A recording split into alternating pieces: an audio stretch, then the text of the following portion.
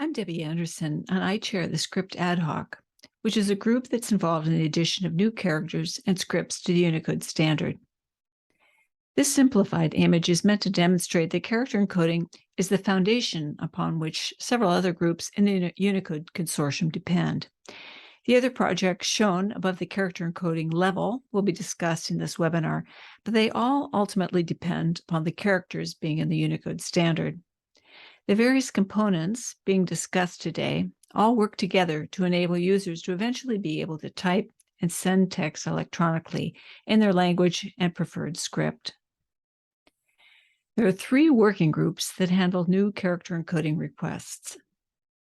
The Script Ad Hoc reviews proposals for entirely new scripts, both modern and historic, as well as text symbols and additions to scripts that are already in Unicode.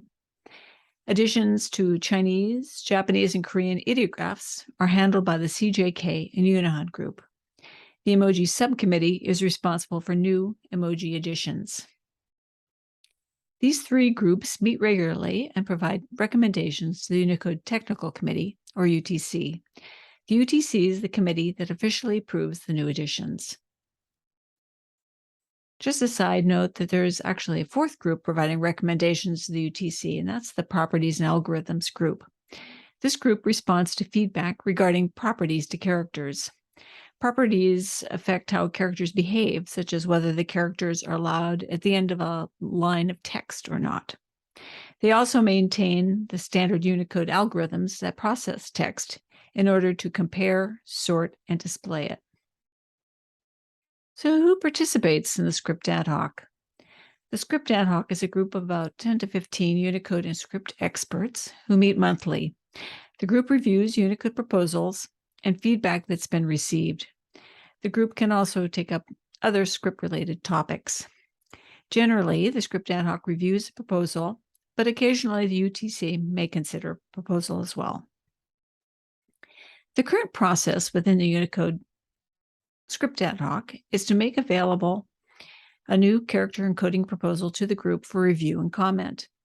A proposal may be for an entire script or one or more character additions. At its monthly meeting, the proposals discussed and comments eventually relayed to the proposal author. Because many proposals have been submitted, it may take a few months before a given proposal is discussed. Typically, it takes many revisions of a proposal, often taking up a year or many more, until all the questions have been answered and the revised proposal provides sufficient information for encoding. Common questions that are raised during discussion may include, has a good case been made for encoding the proposed characters or script? That is, has a clear need for the characters or script been demonstrated? Has the user community been contacted, and are they supportive?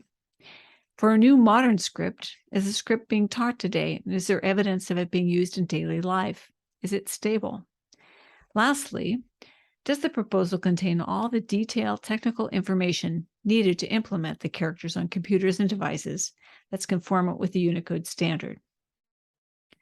Once the Script Ad Hoc deems the proposal to be complete and mature, a recommendation is made to the Unicode Technical Committee, which will decide whether to approve the script or not. The Script Ad Hoc recommendations are not themselves binding. The final decision rests with the UTC. If the UTC approves the script, it will decide which version of the Unicode standard the script will be published in. Occasionally, the UTC may have a question or some reservations about a proposal, in which case the proposal is returned to the Script Ad Hoc for further discussion. The time frame from the first proposal until publication is typically 2 years. For a single character or a small number of characters, the timeline is shorter, but is often much longer for a new script. As an example, the Hanifi Rohingya script proposal took 6 years from the first preliminary proposal until it was finally published in Unicode 11.0 in 2018. An important takeaway is that getting the script into Unicode is just the first step. There are a number of other components that are needed to be able to access the script on computers and devices, and I'll mention a few here. In order to be able to type the script, A Unicode-based font and keyboard are needed. What users of many new scripts often ask is, when will my language and script appear on my phone? I can't give an estimate, but I can say that all the characters need to be published in the Unicode standard first, and it definitely will take time for them to be included on devices. To get the day and month to appear on one's phone, such as the Hanifi Rohingya mockup shown on the right-hand portion of the slide, locale data is needed. For details on locale data, what it is and how it can be submitted, do listen to the CLDR talk as part of this webinar. To put the entire process into perspective, compare the case of Hanifi Rohingya. So Hanifi Rohingya took 1 to 2 years for the script to appear in a Unicode-based keyboard and font after its publication in the Unicode standard. So it took a total of 7 to 8 years to appear on devices from the very first preliminary proposal.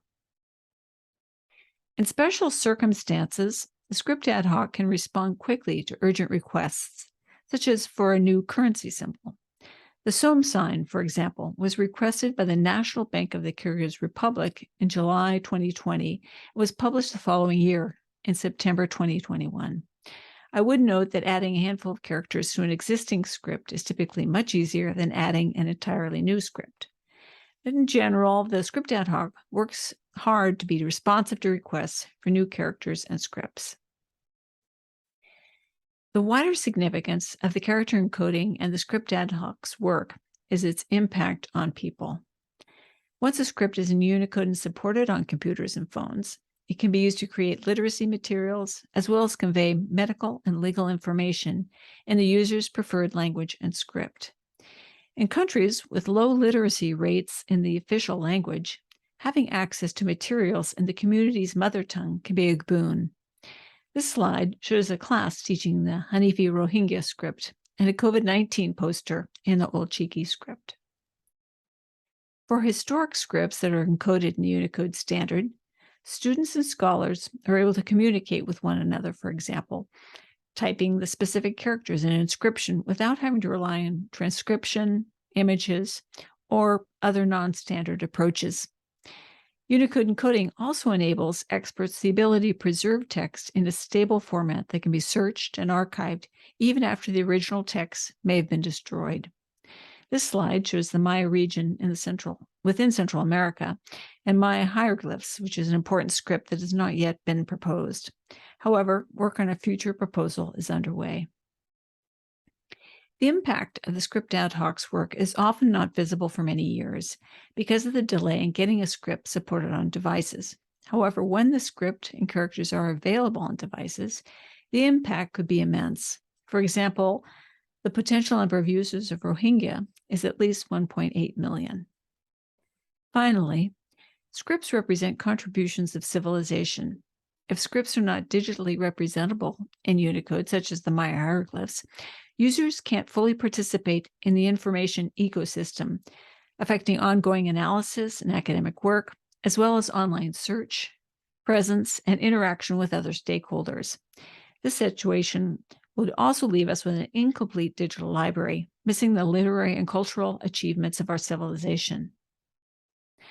The script ad hoc participation is by invitation, but if you have deep expertise in Unicode and/or scripts, especially non-Latin scripts, please contact me.